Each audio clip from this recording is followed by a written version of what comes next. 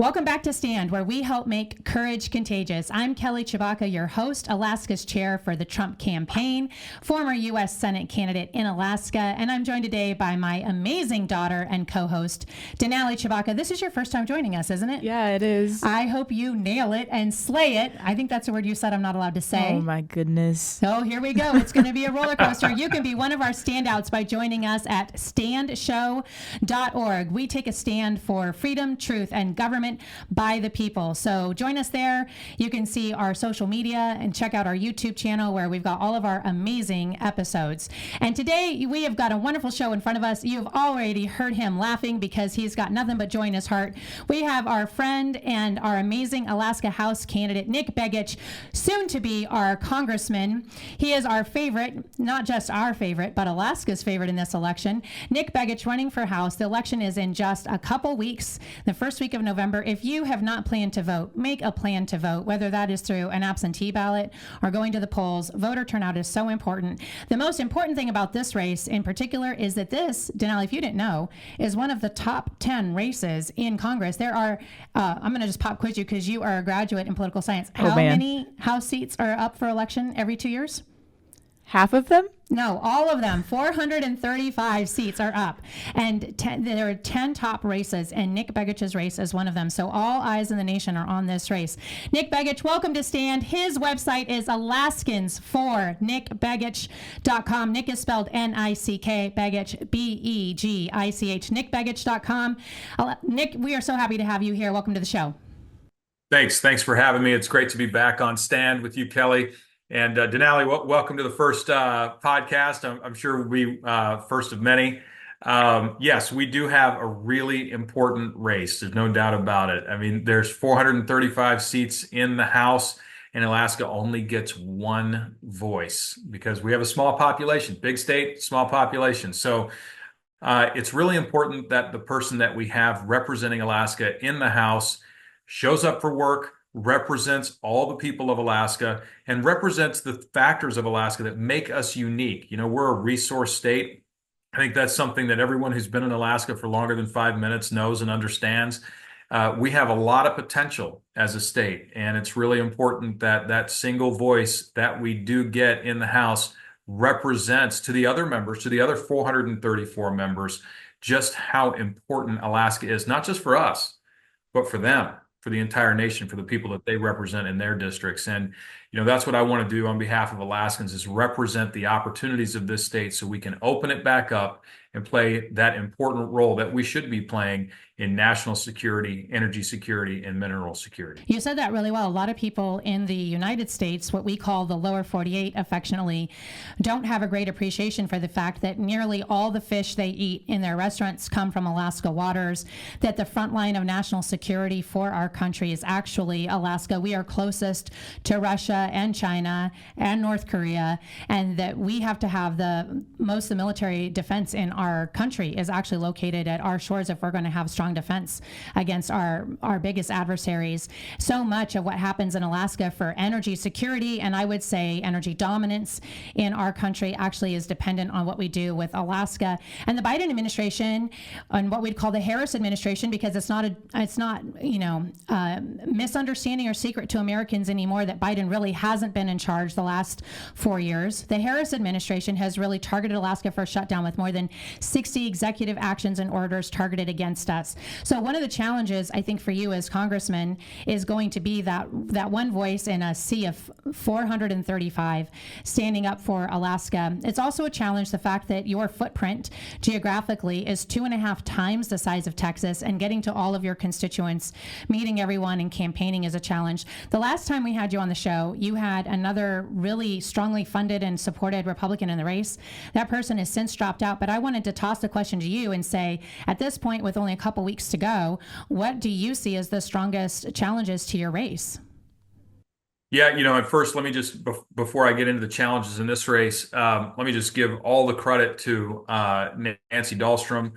She chose to get out of the race, and this is one of the strange things about ranked choice voting, and I think we've all learned this over the last couple of years, is that when you have more than one person on our side of the aisle, on the Republican side of the aisle, you end up eroding one another's votes because a lot of voters, about 30%, it turns out, won't rank a second choice. So this gives us an opportunity to consolidate support, contrast the policies on my side of the aisle, on the Republican side, with Mary Peltola's record. And what we know is that when we have that opportunity for a direct debate, we win, because at the end of the day, we're a red state. We lean conservative, and that's what reflects our values as Alaskans. But there are challenges in this race. There's a great deal of money that's being poured in to our state from outside. We see that in the ranked choice voting ballot initiative scenario, where you've got something close to $10 million coming in from outside of Alaska, trying to tell Alaskans how we should vote. We're seeing the same thing in the congressional race. 90% of the money that Mary Peltola has raised has actually come from outside of Alaska. And here again, you've got people outside Alaska trying to dictate to Alaskans who they should send to Washington, D.C. And look, there's a substantial imbalance, right? More than half of my money is coming from in-state. And again, 90% of her money is coming from out of state. She's raised close to $10 million. We'll raise probably $2 million. And so there's a major challenge when it comes to funding campaigns. There's also a challenge that's exacerbated by the fact that there's a funding imbalance in who's telling the truth. And Mary Peltola has been, and her campaign, her allies on her campaign have been spinning lies about my record and misrepresenting her record in the Congress. You've heard probably at this point many statements about her saying that she was responsible for approval of the Willow Project. What we know is that Joe Biden himself, weeks after approving that project, was asked by a reporter, as he, interestingly enough, stood next to Justin Trudeau of Canada, and someone said, "Why did you approve Willow?" And what the president said was, "Look, I approved Willow because my lawyers told me that if I didn't approve Willow, I would lose in court, and then I wouldn't be able to do what I really wanted to do, which was to take millions of acres of land offline from Alaska for future development." Which is exactly what they did. So we got a portion, like, what is it, 60% of the Willow Project, which, when we do grades in our house, that's a D. We got a D on the Willow Project, and instead we lost all of ANWR and all of NPRA, which is where the real oil fields are. And if Mary wants to take credit for that, well, then that is on her. We lost all of our oil future for a D on a small project. You're 100% right. I mean, she wants the credit for Willow, but she doesn't want the credit for all of the other 66 executive orders targeting Alaska and growing. They're not done yet. And what I've told folks is, if God forbid, Harris become the next president. I don't believe it's going to happen. But if it did happen, what we've seen under Biden is just a preview of what we would see under a Harris administration. And I'll tell you, look, for folks out there that are worried about the future of the state of Alaska, it matters who we elect for president. It also matters who we send down to D.C. on our behalf, because the entire House is looking for that one voice from our state to understand, what do Alaskans want? What do we want to see for our state? And what we've seen from Mary Peltola is a mixed record at best on resource development, right? She wants to take credit for Willow, but what she'll never tell the public, I will, but she'll never tell the public, is when she had an opportunity to stand up against those executive orders, there was a bill that moved through the House Resources Committee called the Alaska's Right to Produce Act. It wasn't a bill that she started. It was actually a bill introduced by a member from another state for our state's benefit. She co-sponsored a Dear Colleague letter.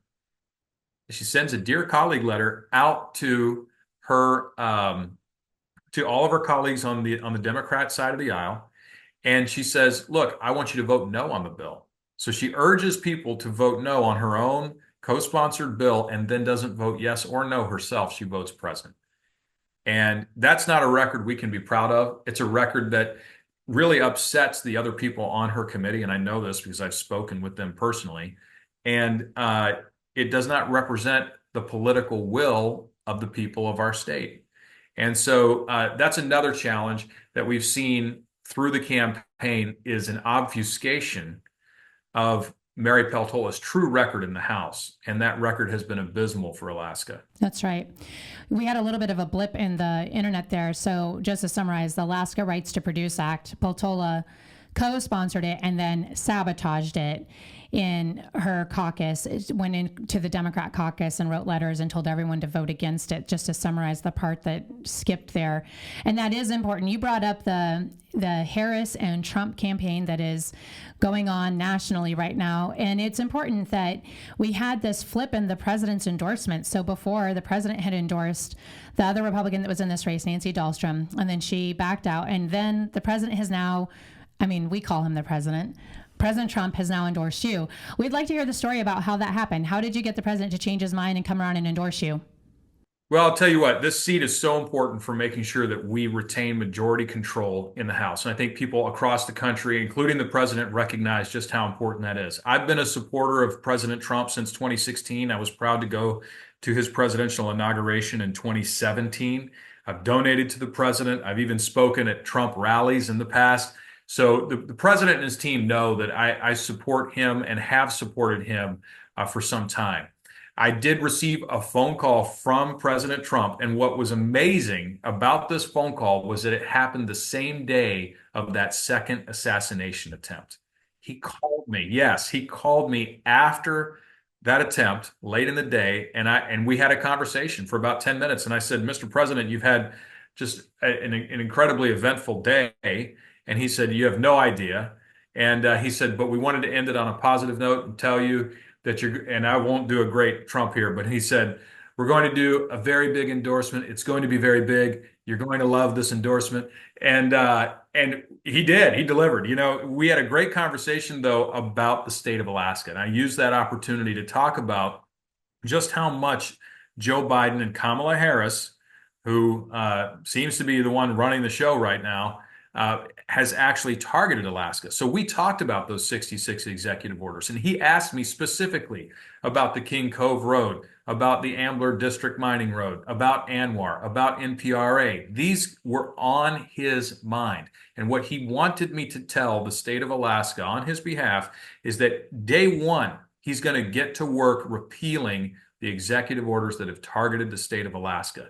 That's why we need one of many reasons why we need President Trump in office. As Alaskans, he was the best president our state has seen in our lifetimes for our state. And we need him back so that we can open up the state and provide the resources that our country so desperately needs, whether that's minerals, energy, or as we mentioned earlier, national security. So these things are front and center for President Trump. I believe he's going to get back in office. I know that he's going to deliver on his promises as he did in his first 4 years. And I'll tell you, he has a deep-seated love for Alaska, and he made mention of that several times in our call. Yeah, if we want to vote Alaska, we definitely want to vote President Trump, and I appreciate hearing that story. It's a really great story. It's definitely consistent with who I know him to be. So we're on with Nick Begich, AlaskansForNickBegich.com. We're going to take a break. Stand by. We'll be right back with Nick Begich.